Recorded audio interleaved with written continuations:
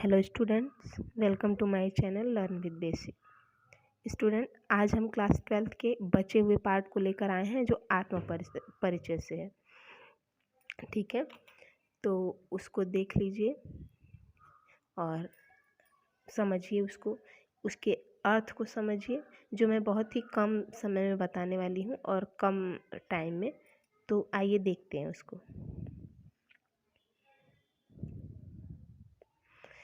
मैं यौवन का उन्माद लिए फिरता हूँ, उन्मादों में अवसाद लिए फिरता हूँ।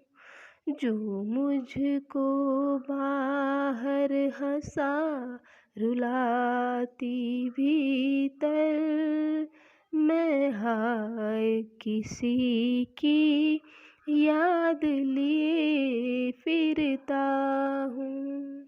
चलिए इसके अर्थ को हम लोग समझते हैं, क्या है इसका अर्थ। देखिए यहाँ पे कवि हरिवंश राय बच्चन जी क्या बता रहे हैं। कह रहे हैं कि मैं यौवन का उन्माद लिए फिरता हूँ, यानी मैं युवावस्था में जो अंदर उत्साह रहता है मैं उसको लेके फिर रहा हूँ, घूम रहा हूँ। उन्मादों में अवसाद लिए फिरता हूँ, उन्मादों में अवसाद लिए फिरता हूँ अर्थात मैं उस जोश में भी अवसाद यानी मैं दुख लिए फिर रहा हूँ। ठीक है, अवसाद मतलब क्या, तकलीफ लिए फिर रहा हूँ। जो मुझको बाहर हंसा रुलाती भीतर, जो सबके सामने तो मुझको हंसाती है लेकिन अंदर ही अंदर मैं रोता हूँ। क्यों? मैं हाय किसी की याद लिए फिरता हूँ, यानी मेरे अंदर अपने हूँ लेकिन अंदर ही अंदर मैं बहुत तकलीफ में, अवसाद में हूँ मैं। ठीक है, तो ये यहाँ पे उनकी कविता का अर्थ है। देखिए आप लोग बहुत ही आराम से समझ सकते हैं। देखिए एक लाइन बाय लाइन। मैं यौवन का उन्माद लिए फिरता हूँ, मैं युवावस्था में जो मेरे उत्साह हो उसको लेके फिर रहा हूँ, उन्मादों में अवसाद लिए फिरता हूँ और उस उत्साह में भी मुझे तकलीफ है। क्यों? मैं हाय किसी की याद लिए, क्योंकि मेरे अंदर किसी की याद है जो मुझे अंदर, यानी जो मुझको बाहर तो हंसाती है लेकिन ही अंदर क्या कर रही है, रुला रही है। बस इसका यही भाव है। ठीक है, चलिए तो आगे बढ़ते हैं, देखते हैं। कर यत्न मिटे सब सत्य किसी ने जाना, नादान है हाय जहाँ पर दाना, फिर मूढ़ न क्या जग जो इस पर भी सीखे, मैं सीख रहा हूँ सीखा ज्ञान भुलाना। अब इसके अर्थ को आप लोग समझिए। कवि हरिवंश राय बच्चन जी कह रहे हैं कि कर यत्न मिटे सब सत्य किसी ने जाना। वो पूछ रहे हैं कि सारे यत्न करने के बाद भी कोई सच्चाई को नहीं जान पाया है। क्यों? नादान वही है हाय जहाँ पर जाना। उन्होंने कहा है कि वास्तविक जीवन के सच को कोई क्यों नहीं समझ रहा है, वो यहाँ पे क्वेश्चन पूछ रहे हैं। ठीक है, और उसके बाद वो कहते हैं कि इस सत्य का ज्ञान सभी मोह माया को त्यागने के बाद ही हो सकता है। यानी ना, जो ये सत्य जिसके बारे में कोई जान नहीं रहा है वो तभी हो सकता है जब वो सांसारिक मोह माया छोड़ देगा।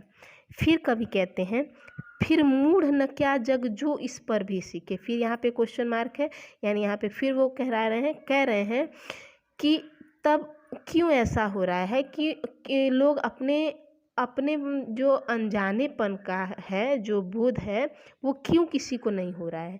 फिर मूढ़ न क्या जग जो इस पर भी सीखे, माने वो जग को बताना चाह रहे हैं कि जब आप मतलब जानते हैं कि ये चीज़ सच नहीं है, मतलब ये सांसारिक मोह माया सत्य नहीं है, ये सब भ्रमित करने की चीज़ है, लेकिन फिर भी इस पे आप लोग नहीं सीख रहे हैं।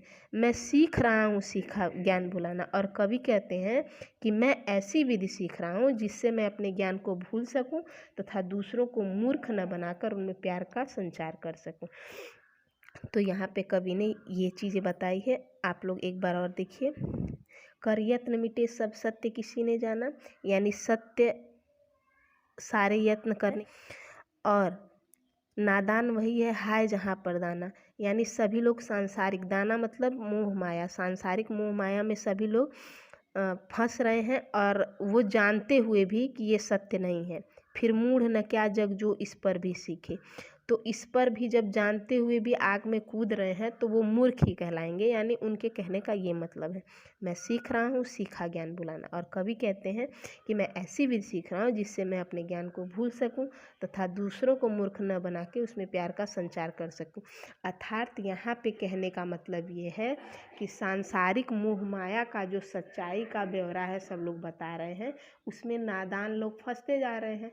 लेकिन मैं क्या कर रहा हूँ कि मैं उस ज्ञान को भूलना चाहता हूँ और मैं ऐसा करना चाहता हूँ जिससे मैं किसी को मूर्ख न बनाकर उनमें प्यार का संचार कर सकूँ।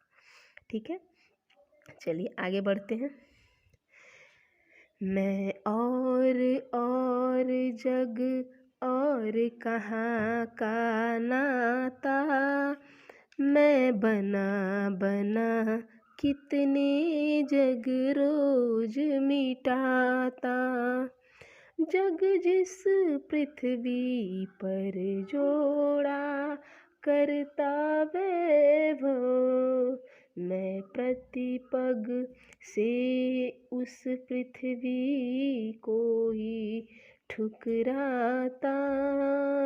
मैं प्रतिपग से उस पृथ्वी को ठुकराता।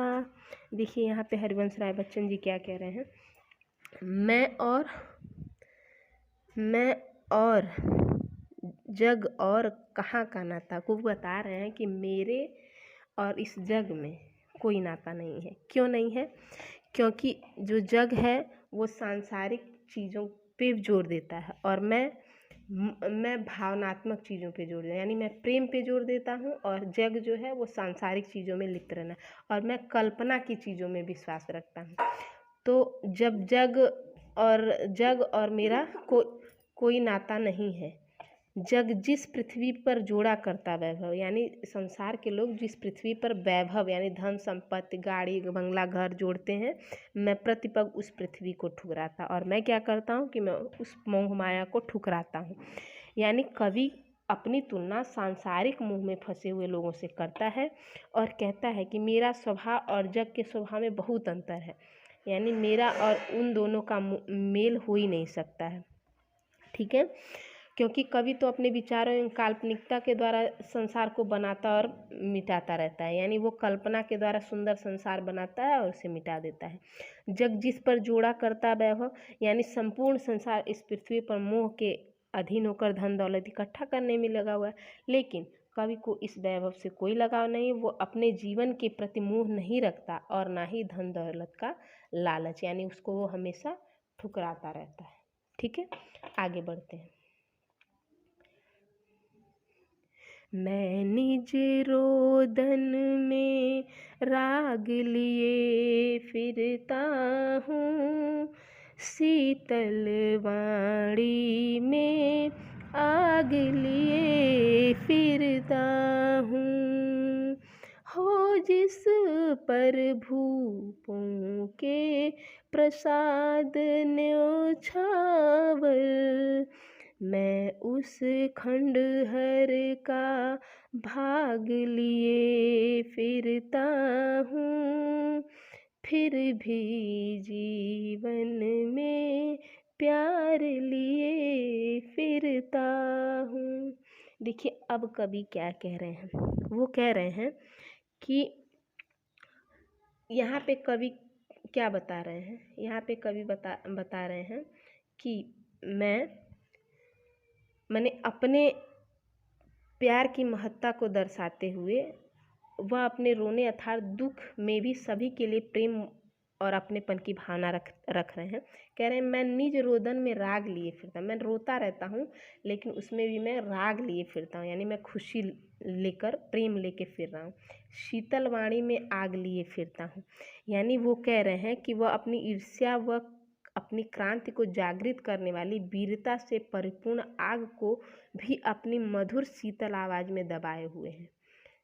अपनी ईर्ष्या व क्रांति को, यानी अंदर बहुत ईर्ष्या है, बहुत ही जो तकलीफ़ देने वाली क्रांति करने वाली जो वेदना है उसको लिए हैं, लेकिन उसको किस में परिवर्तित कर रहे हैं? अपनी मधुर व शीतल आवाज़ द्वारा उसको दबाए, यानी शीतल वाणी में उसको दबा के वो आग लिए फिरते हैं। यानी अंदर तो आग है, लेकिन वो अपनी वाणी से उसे शीतल करके दूसरों के सामने प्रस्तुत करते हैं। फिर कह रहे हैं, हो जिस पर भूपों के प्रसाद न्यौछावर। कह रहे हैं कि जिस पर, यानी जैसे भी कवि कहता है कि उसके पास दया व प्रेम जैसे ऐसे गुण हैं जो देखने मात्र गुण या खंडहर के समान लगते हों, पर इन गुणों की महत्ता ऐसी है कि इन पर बड़े बड़े राजाओं के महल भी समर्पित हो सकते हैं। देखिए, मैं उस खंडहर का भाग लिए फिरता हूँ, मैंने ऐसा, उनके कहने का मतलब है कि कवि प्रेम की महिमा का गुणगान करते हैं और जगत की मोह माया को त्यागते हैं, और वो कह रहे हैं कि मेरे अंदर, मतलब हो जिस पर भूपों के प्रसाद में, मैं उस खंडहर का भाग लिए फिरता हूँ। वो कह रहे हैं कि मैं ऐसा प्रेम लेके फिर रहा हूँ जो खंडहर के समान लगते हो, परंतु इस गुणों की महत्ता ऐसी है कि बड़े बड़े राजाओं, हो जिस पर भूपों के बड़े बड़े राजाओं के महल भी उस पर समर्पित हो जाते हैं। यानी प्रेम का कोई मोल नहीं है, उनके आधार पे यही है। ठीक है, चलिए आगे देखते हैं। मैं रोया इसको तुम कहते हो गाना, मैं फूट पड़ा तुम कहते छंद बनाना, क्यों कवि कह कर संसार मुझे अपनाए, मैं दुनिया का हूँ एक नया दीवाना। देखिए यहाँ पे कवि क्या कह रहे हैं, ये बहुत ही मार्मिक कविता है, इसको आप लोग अच्छे से समझिए। मैं रोया इसको तुम कहते हो गाना, यानी कवि इसमें क्या मतलब कहना चाहते हैं, कवि कहते हैं कि उसकी हर दुख की भावना को सभी लोग एक अलग अर्थ में स्वीकार करते हैं। यानी वो कह रहे हैं कि मैं रोया इसको तुम कहते हो गाना, मैं जब रोता हूँ तो तुम समझते हो कि मैं गा रहा हूँ, मैं फूट पड़ा तुम कहते छंद बनाना। कवि अपने किसी दुख के कारण रोता है तो उसकी मधुर आवाज़ के कारण लोग उसके रोने में भी संगीत का आभास करते हैं, और जब वह अपने दुखद विचारों को जोर जोर से व्यक्त करता है तो लोग समझते हैं कि वो अपनी छंद युक्त कविताएं बना रहा है। ठीक है, क्यों कवि कहकर संसार मुझे अपनाए। वो कहते हैं कि कवि चाहता है कि यह संसार उसे एक कवि कहकर न पुकारे, फिर भी न जाने क्यों एक कवि के रूप में उसे प्रसिद्धि मिल रही है। कवि तो अपने को मात्र एक मुग्ध प्रेमी मानता है जो इस धरती पर प्रेम फैलाना चाहता है। मैं दुनिया का हूँ एक नया दिन है, यानी वो अपने आप को एक प्रेमी मान रहे हैं, वो कवि नहीं बनना चाहते। वो कह रहे हैं मुझे संसार कवि कहकर न अपनाए, मैं एक ऐसा प्रेमी बनना चाहता हूँ जो इस धरती पर प्रेम फैलाना चाहता है। ठीक है, तो ये वो सारी बातें यही है कि वो संसार में प्रेम फैलाना चाहते हैं, प्रेम ही बांटना चाहते हैं।